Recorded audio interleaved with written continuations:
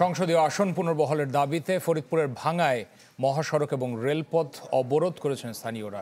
পাবনার বেড়া উপজেলায় হয় সকাল সন্ধ্যা হরতাল, আর বাগেরহাট জেলা অফিস আদালতে চলে ৯ ঘন্টার অবরোধ কর্মসূচি। আগামীকাল থেকে ৩ দিনের হরতালে ডাক দিয়েছেন আন্দোলনকারীরা। সংসদীয় আসন পুনর্বহালের দাবিতে ফরিদপুরের ভাঙ্গায় করা হয় মহাসড়ক অবরোধ। রোববার সকালে কয়েকটি স্থানে গাছের গুঁড়ি ফেলে মহাসড়ক অবরোধ করেন বিক্ষুব্ধ এলাকাবাসী। একই সাথে অবরোধ করা হয় রেলপথও। বিক্ষোভকারীরা অভিযোগ করেন, ফরিদপুর ৪ আসন থেকে ভাঙ্গা উপজেলার আলগী ও হামিরদী ইউনিয়নকে ফরিদপুর ২ আসনের সাথে সংযুক্ত করা হয়েছে। ইউনিয়ন দুটিকে পুনর্বহাল না করলে কঠোর কর্মসূচির হুঁশিয়ারি দেন তারা।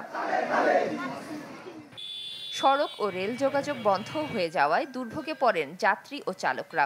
বাচ্চারা কান্না করছে, মহিলারা খুব অসহায় বোধ করতেছে, খুব নিরাপত্তাহীনতা ভুগতেছে।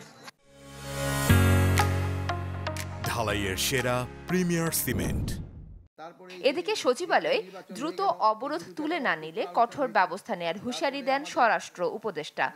রাস্তা কিন্তু ব্লক করার অধিকার কারোই নেই, যেহেতু তার যদি কোনো দাবি দেওয়া থাকে তারা প্রপার চ্যানেলে জানাবে, কিন্তু রাস্তা ব্লক করে জনগণকে ভোগান্তি করা এটা কিন্তু কোনো অবস্থায় আমার মনে গ্রহণযোগ্য না।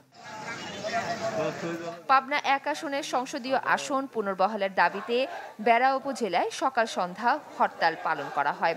এ সময় সিএনবি এলাকার ঢাকা পাবনা মহাসড়ক অবরোধ করে রাখা হয়।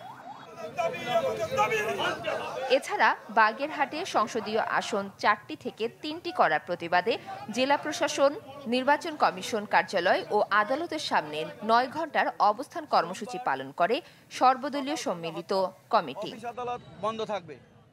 মাফতুহা মিলি, চ্যানেল 24।